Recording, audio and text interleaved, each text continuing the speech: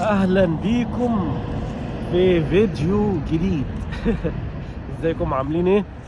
اتمنى الصوت يكون كويس. انا بحاول اغير بس عشان ايه، في ناس ما بتحبش. انا كان في دايما ناس بتعترض، كانت اغلب فيديوهاتي كنت بعملها في العربيه وانا سايق، وفضلوا يزنوا عليا كل شويه: يا عم انت بتصور لنا في العربيه بس، انت بتصور لنا في العربيه بس، لغايه ما بطلوني وخلوني بطلت اصور في العربيه من كتر ما هم كانوا ايه، قافشين بقى: لا وانت بتصور في العربيه كتير، وانت بتصور في العربيه كتير.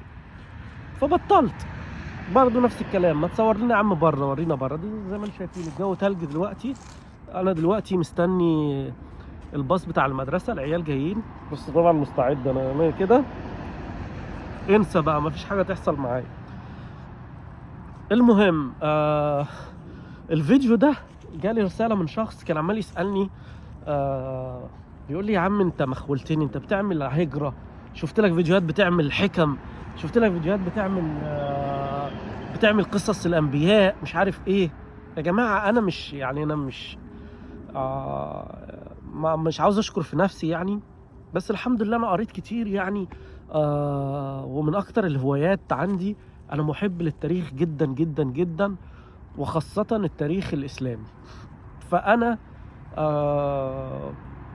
حلم حياتي من زمان، حتى ياما كنت بشتغل في الراديو، ان انا كنت اقعد اعمل قصص الانبياء او احكيها، بس انا يعني مش قادر اوصل لطريقه ان انا اعملها باللغه العاميه، وانا لغتي العربيه من ساعه ما انا سافرت يعني كويس ايه ان الدنيا ماشيه كده والواحد لسه بيقدر يتكلم، فبتلخبط. انا ما اقدرش اعمل باللغه العربيه الفصحى زي ما انا كنت بعمل زمان. تمام. فهي دي بقى مشكلتي الوحيده، وانا برضو يعني مش حابب ادخل في حاجه دينيه مثلا، ومثلا يبقى على حرام عليا مثلا انا بعملها باللغه العاميه. بس انا حلم حياتي من زمان اقدم القصص الانبياء. انا من زمان كنت بعمل فويس اوفر حلو جدا جدا في مصر. للاسف بطلت ان شاء الله ارجع تاني واحاول اعمل فويس اوفر زي زمان. بس انا كان حلم من احلامي ان انا اعمل موضوع القصص ده جدا جدا.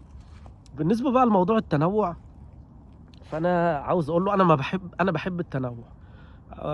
واليوتيوب مفتوح لاي حد ان هو يقدم كل حاجه، بس اهم حاجه ان هو يقدمها بصوره حلوه بس. فانا ما عنديش مشكله ان انا ايه اقدم كل الاشكال وكل الانواع اللي انا اقدر اقدمها، بس بحاول على قد ما اقدر ان انا يعني تكون حلوه، يعني حاجه كويسه مش اي كلام، لا اما اسيبها لناسها يعني.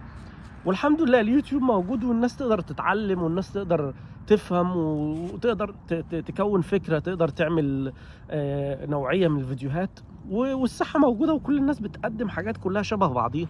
يعني انتوا لو شفتوا الحكاية مش عارف، في واحدة برضو بتقعد تتكلم قصص، مش عارف نصر حكاية كذا حاجة كده، كلهم حكاياتهم زي بعضهم، بس كل واحد وليه لونه وليه طعمه.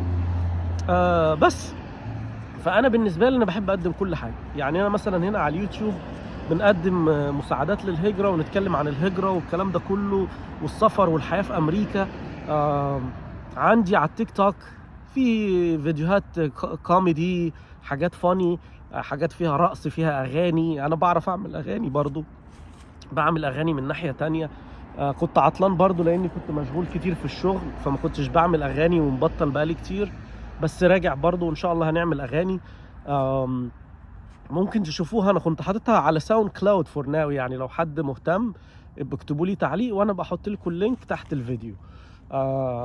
كنت عامل كفر لمدرسة الحياة. آه فان شاء الله يعني هنعمل كل الاشكال. رمضان جاي برضو وعندي افكار كتير ان شاء الله اقدر انفذها، ونعمل فيديوهات حلوة كده.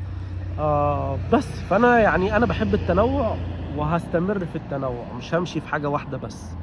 ف فشكرا لرسالته، ويا ريت يشرفني ويفضل متابعني لو عجبته فيديوهاتي. والناس اللي متابعاني برضو شكرا ليكم، واشوفكم في فيديو جديد. مع السلامة.